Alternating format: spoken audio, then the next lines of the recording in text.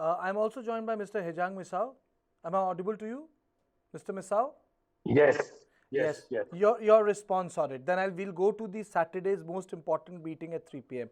Your response: no separate administration. The principal opposition party concurs with the government. That definitely, I would say they have to say that because they are from the Metis community, and then even if they don't say that, I think they will have the backlash from the same community. Now, as Dr. Guite rightly pointed out, when you are physically and emotionally separated. I'm sorry, I'm interrupting. This is Brijesh. Are you saying that the president of the Congress party is a Maiti? That's why he's saying it, or it is the dominant view of the Congress? Yeah, no, I'm saying because even the Krishna Mega Chandra, he himself belongs to the Metis community. I know he's from the Congress party. Okay. Uh, you need to understand the ground facts because when you are from that dominant and Metis community, something which you talk about against the Metis feelings, I think they have to be very careful in that. So now, regarding the separate administration, if you Dr. Guite rightly pointed out, we are emotionally, physically separated, and even the Congress president rightly pointed out, saying that this is the making of the BJP government of the state, Manipur's BJP government. It is very clear. The present crisis in Manipur is the making of the present BJP government. So when the tribal communities are demanding for separate administration, it has to also root it back to the history. If you look at the history, the hills and the valley are always, separate entities. And if you look at the merger agreements, which was signed on 21st September 1949, the merger agreement of Manipur with the Indian Union was signed between the Maharaja of Manipur, Sri L. led Bodha Chandra Singh, and Sri V.P. Menon, advisor to the government of India, Ministry of State, on behalf of the Dominion of India on 21st September 1949 at Ceylon, in which the Maharaja of Manipur surrendered his territory, titles, authority, rights, and privileges, except his personal properties and religious rights, and received a sum of rupees 3 lakhs per year. Thus, the sovereignty of and independence of Manipur as a country came to an end on the day the Maharaja appended his signature on the historic merger agreement. The total area of Manipur merger agreement cover was the territory of 700 square miles, which is to 26,500 hectares. And in this merger, there's no merger of the tribal chief and their territories. Now, when you might say we are like 1/6 of Uttar Pradesh, but that should not be the basis.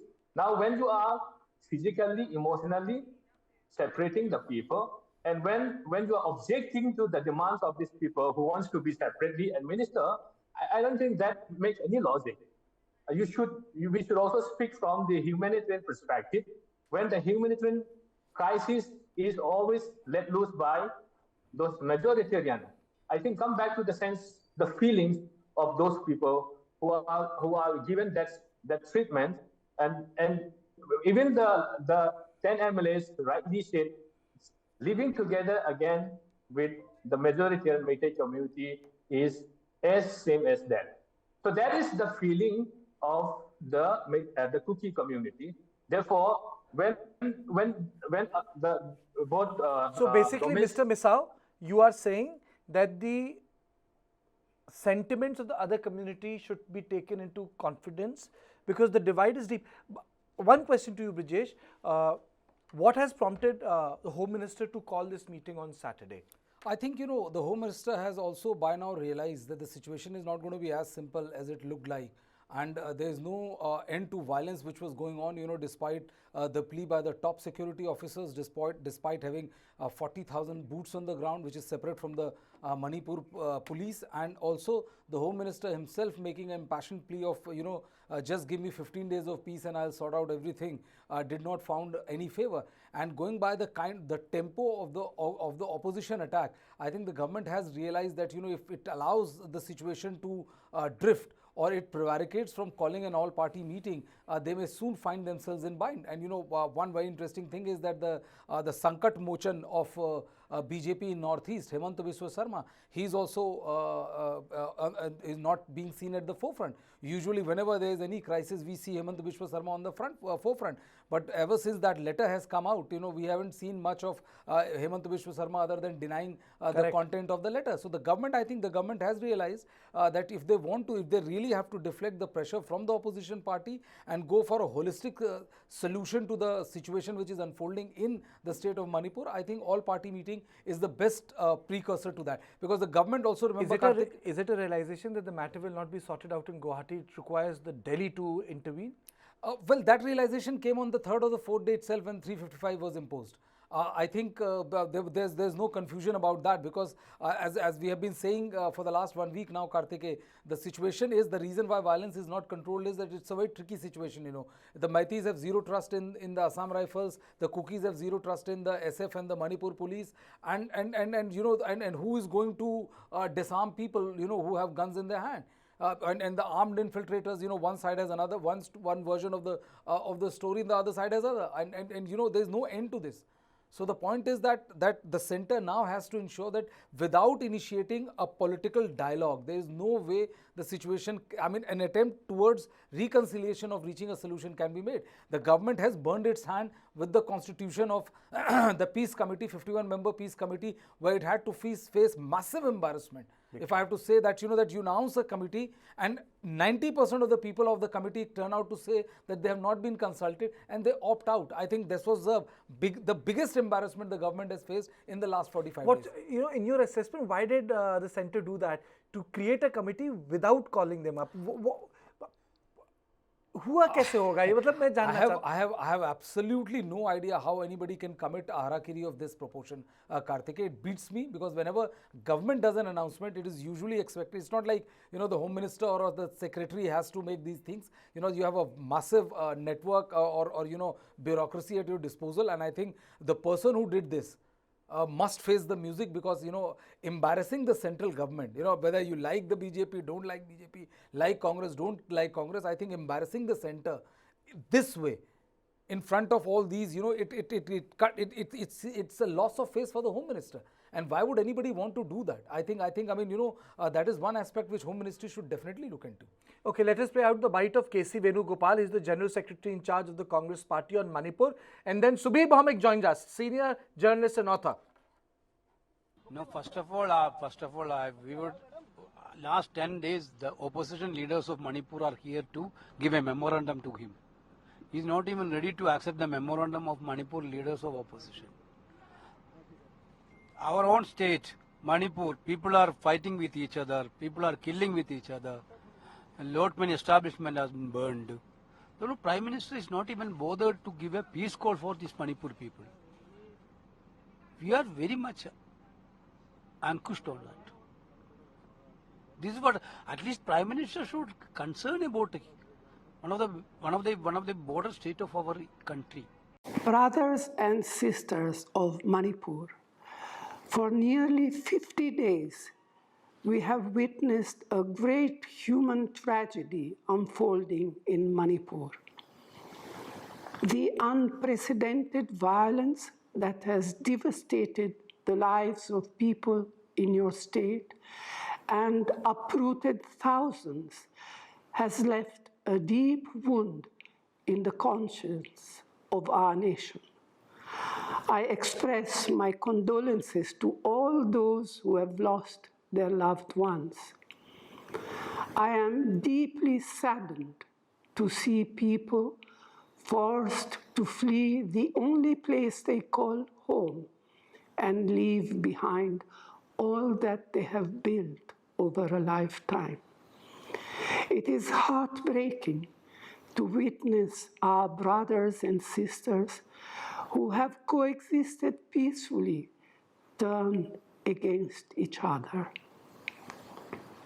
The history of Manipur stands testament to her ability to embrace people of all ethnicities, religions, and backgrounds, and the myriad possibilities of a diverse society. It takes tremendous trust and goodwill to nurture the spirit of brotherhood, and a single misstep to fan the flames of hate and divisiveness. Today, we are at a vital crossroads. Our choice to embark on the path of healing will shape the future that our children will inherit. I appeal to the people of Manipur, especially my brave sisters, to lead the way in bringing peace and harmony to this beautiful land. As a mother, I understand your pain, and I appeal to your good conscience to lead the way. It is my sincere hope that over the coming weeks and months, we set out on the long journey of rebuilding trust and emerge stronger from this trial. I have immense hope and faith in the people of Manipur, and I know that together we will overcome this ordeal. So my first question to you, Dada, the meeting is going to take place at 3 p.m. on Saturday. Your first response, the all-party meeting. Better late than never, but far too late for my liking, because I've been on your program from day one since this crisis erupted, and I've been saying a political party which does not believe in political response is not a political party. I've been saying again and again that you follow the Tripura model, that at the peak of 1980 riots, when the state government was using its law and order machinery to control the rioting and the mayhem that was unleashed, Nipen Chakravarti, the revered senior chief minister, leftist chief minister, let me insist, actually announced tribal autonomy. He announced a sixth scheduled district council for the tribals, and that helped, douse the flames to a very great extent. If a political party which runs the country now and which runs Manipur as well and many other states in Northeast India, the only imagines that it can handle a crisis like this with boots on ground, guns in hand, they're sadly mistaken. They don't deserve to be called a political party. So, as far as I'm concerned, I'm happy that the realization has finally dawned that this is a political crisis and it needs a political solution. And the boots on ground are only there to hold the line, by which I mean to control the crisis, which is very difficult in nature. The state government is already a joke. They're putting out drop boxes saying people who have weapons, put them here, no questions asked. Why? Because its own policemen actually gave out these weapons. A lot of national media, including, my friend in the BBC has written about looting of weapons. There was no looting, sir.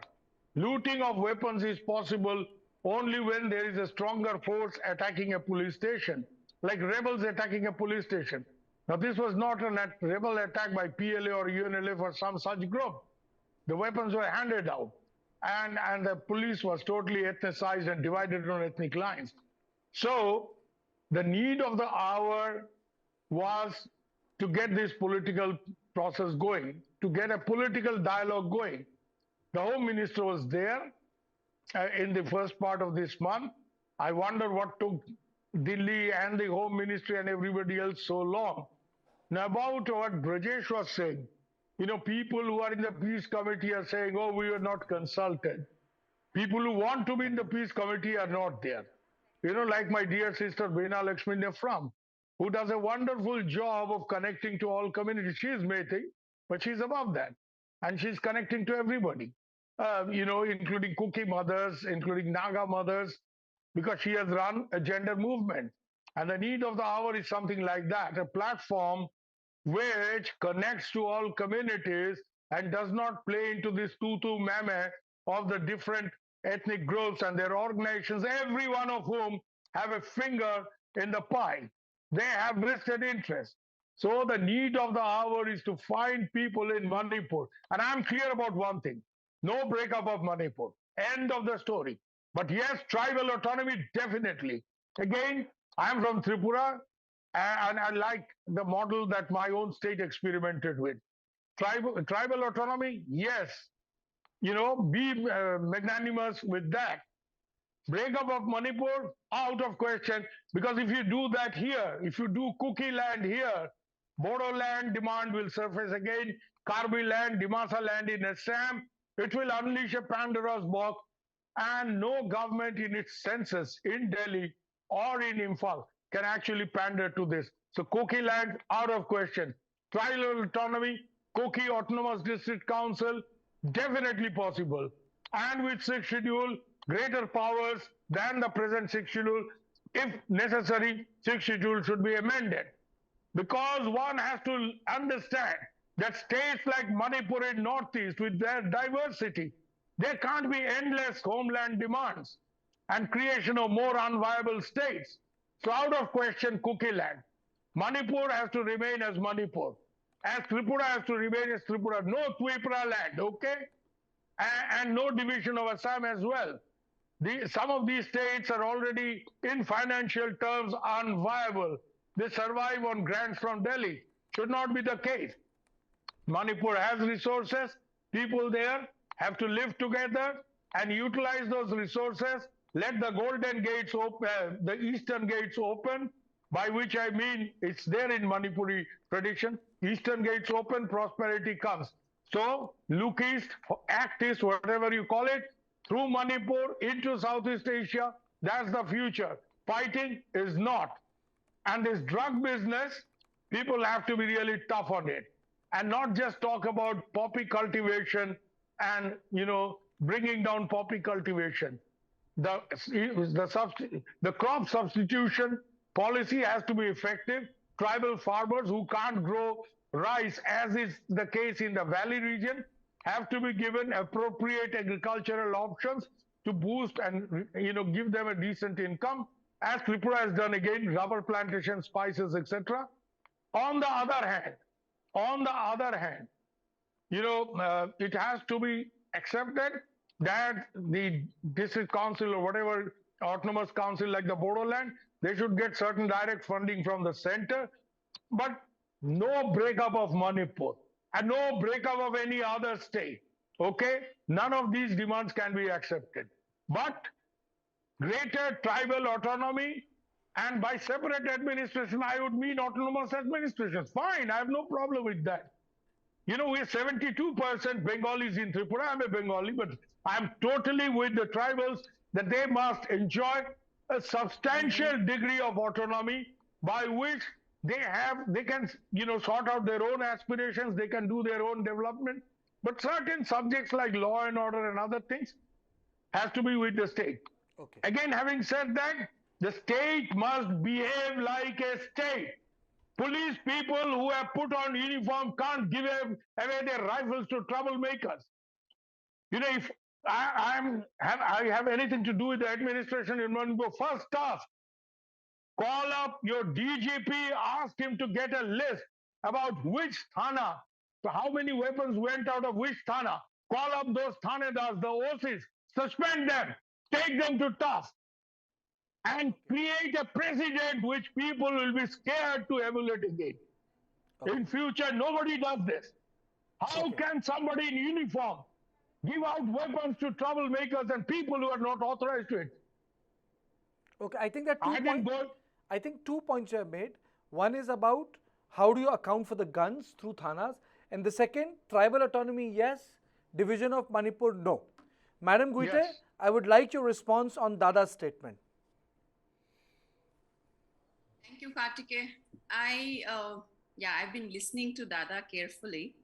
And regarding the separate administration, I think that at the present juncture, there is no such hard and fast rule where that Ezomi Kuki tribe cannot demand for a separate administration. Yes, there has been a demand under the 6th schedule for the autonomous district hill council, but that demand was also suppressed, and Yes.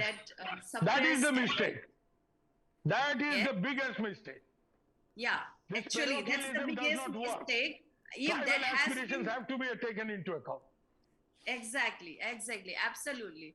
If that has been taken into account, today violence would not have happened, right?